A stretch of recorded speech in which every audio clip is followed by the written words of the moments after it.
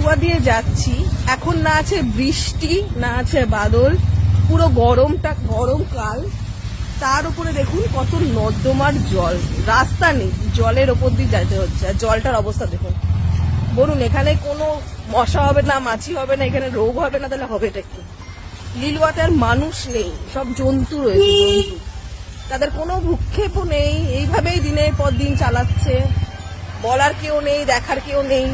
দেখুন এই হচ্ছে লিলুয়া বাসিন্দা। দুপাশে দেখুন বাড়ি, বড় বড় বাড়ি, দুপাশে বাড়ি, কমপ্লেক্স, কত বড় বড় কমপ্লেক্স, এখানে নাকি মানুষজন থাকে।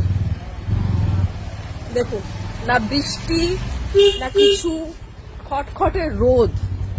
এখন মার্চ মাস, জানুয়ারি ফেব্রুয়ারি চলে গেল, এই অবস্থা রাস্তার, আবর্জনা রাস্তার পাশে পাশে। দেখুন এটা হচ্ছে রাস্তা,